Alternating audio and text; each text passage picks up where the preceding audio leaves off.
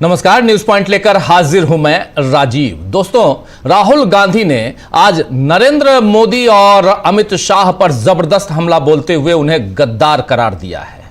आप जानते हैं कि राहुल गांधी इस समय रायबरेली और अमेठी के दौरे पे हैं और वहीं नरेंद्र मोदी अपने 5 देशों के दौरे के आखिरी पड़ाव में इटली के रोम पहुंचे और राहुल गांधी बार बार सवाल उठा रहे हैं कि देश को महंगाई और आर्थिक तूफान में छोड़कर मोदी खुद विदेश चले गए हैं। लेकिन जनता पर केवल महंगाई की मार ही नहीं है, जिस तरह संविधान को बार बार खतरे में डाला जा रहा है, चुनावों की निष्पक्षता पर सवाल उठ रहे हैं, अल्पसंख्यकों, किसानों, महिलाओं के हक मारे जा रहे हैं, उन पर भी मोदी और अमित शाह कुछ नहीं कह रहे हैं। इसी पर राहुल गांधी ने आज जबरदस्त हमला बोला है। जरा सुन लीजिए राहुल गांधी कह क्या रहे थे, सुनिए।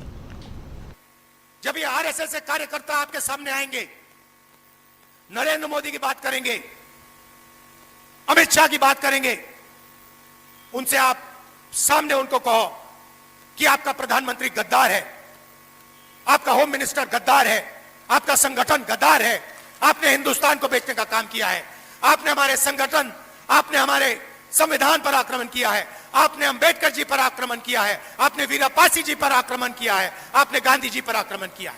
खुल के उनसे कहिए। तो सुना आपने, यहां राहुल गांधी सीधे सीधे गद्दार कहा देश के होम मिनिस्टर को, देश के प्रधानमंत्री को, और कह रहे हैं कि क्यों कह रहा हूं। राहुल गांधी की यह नाराजगी दरअसल देश की उस पूरी जमात की तकलीफ को, परेशानी को दिखा रही है जो अन्याय और अत्याचार का शिकार है। लेकिन मोदी उसकी फिक्र छोड़कर केवल अपनी रील्स वायरल करने में लगे हुए हैं। जी हां, रील्स वायरल करने में लगे हुए हैं।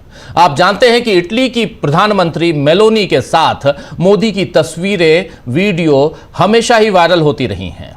खासकर 2023 के COP28 समिट में मेलोनी ने मोदी के साथ सेल्फी शेयर की थी और तब मेलोडी हैशटैग का इस्तेमाल किया था। तब से दोनों नेताओं की जब भी मुलाकात होती है, इंटरनेट पर मेलोडी हैशटैग के साथ मीम्स और चुटकुले आने लगते हैं। दो देशों के प्रधानमंत्रियों, और उसमें भी जब दोनों जीवन साथियों के बिना हैं, तब उनका नाम साथ में जोड़ना कोई अच्छी बात नहीं है।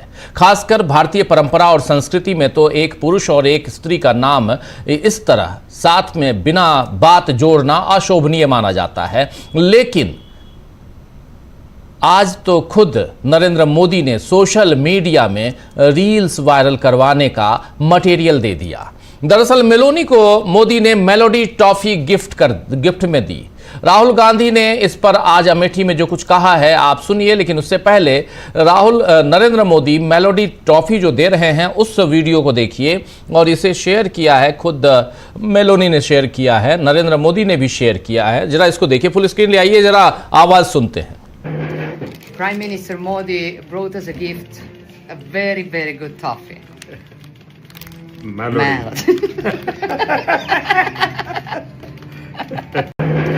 Prime Minister Modi brought us a gift, a very... अब इसके बाद जो मेलोनी की हंसी है, यह हंसी क्या मायने रखती है, इस पर जरा आप सोचिएगा। क्या यह कटाक्ष है? क्या यह बता रही हैं कि किसी देश का प्रधानमंत्री वो क्या लेके आ रहा है? अगर आप यूरोप के कल्चर को जानते हैं तो बेहतर समझ पाएंगे, शायद नरेंद्र मोदी नहीं समझ पाए। वाकई सोचने वाली बात है कि आखिर यहां चल क्या रहा है जरा। लेकिन इसी मसले पर राहुल गांधी क्या कह रहे हैं, सुनिए जरा। पता नहीं आपने आज मोदी जी का वीडियो देखा नहीं देखा? देखा? व्हाट्सएप यूनिवर्सिटी वालों ने देखा? रील बनाई है हिंदुस्तान के प्रधानमंत्री इटली के प्रधानमंत्री को, मेलोनी को मेलोडी टॉफी दिए हैं। इटली जाने से पहले, मेलोनी जी से मिलने से पहले उन्होंने हिंदुस्तान से कहा कि देखो आर्थिक तूफान आ रहा है, कम पेट्रोल का प्रयोग करो, सोना मत खरीदो, इलेक्ट्रिक गाड़ी खरीदो और विदेश में दौरा मत करो।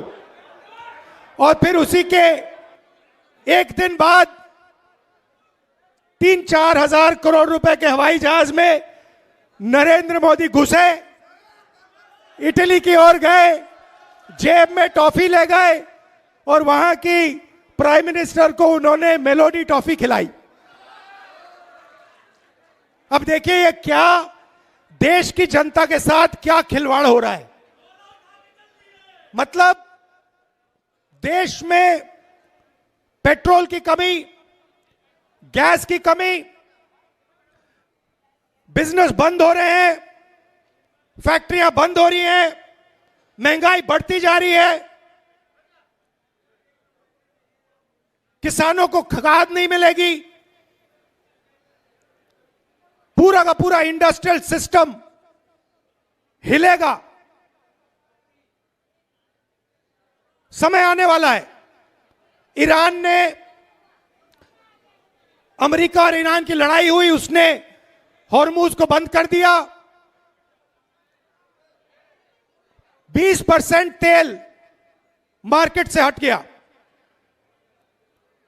और नरेंद्र मोदी एकदम मेलोनी जी के पास जाते हैं, उनको टॉफी खिलाते हैं और ऐसे रील बनाते हैं। सुन लिया आपने, यहां पर मेलोडी चॉकलेट खिलाते हैं। जरा वो उसको उस तस्वीर को फिर से ले आइए। हाँ, ये मेलोडी दे रहे हैं प्रधानमंत्री नरेंद्र मोदी और रील बनवा रहे हैं। वाकई सोचने वाली बात है कि देश के लोग इस चिंता में हैं कि इतनी महंगाई में वो घर के खर्चे कैसे पूरे करेंगे। बच्चों के लिए दूध ब्रेड का इंतजाम भी मुश्किल हो जाएगा। सोना खरीदना और विदेश जाना तो पहले ही आम आदमी के बस से बाहर था, लेकिन कम से कम 2 वक्त का भोजन उसे नसीब था, उसमें भी अब कटौती करनी पड़ेगी। लेकिन इस चिंता को दूर करने की जगह ही खी करते हुए नरेंद्र मोदी इटालियन प्रधानमंत्री को टॉफी गिफ्ट कर रहे हैं। राहुल गांधी और सोनिया गांधी के चरित्र पर बेवजह कीचड़ उछालने वाले इस रील पर मोदी और मेलोनी को साथ देखकर खुश हुए जा रहे हैं, और यह आप साफ साफ देखिए। और इसके बाद अब न उन्हें चरित्र की बात ध्यान में आ रही है और न ही देश की छवि ध्यान में आ रही है। लेकिन राहुल गांधी मोदी की पोल अच्छे से खोल रहे हैं और देश को बता रहे हैं कि प्रधानमंत्री किस तरह का नेतृत्व कर रहे हैं। आज राहुल गांधी ने दावा किया है कि अब मोदी के रोने और माफी मांगने का टाइम आ गया है। आइए जरा सुन लीजिए राहुल गांधी की इस बाइट को। नोटबंदी के बाद नरेंद्र मोदी ने रोते हुए कहा था, मुझे फांसी पे चढ़वा देना अगर काला धन खत्म नहीं हुआ। याद है आपको? रोते हुए कहा था। कोविड के समय लॉकडाउन कर दिया, मजदूरों को मरवा दिया, किसानों को खत्म कर दिया। हाथ जोड़ के रोते हुए कहा, मुझे फांसी पे चढ़ा दो, मुझे फांसी पे चढ़ा दो। फिर से हाथ जोड़ने का टाइम आ रहा है, फिर से रोने का टाइम आ रहा है, फिर से हाथ जोड़ने का टाइम आ रहा है।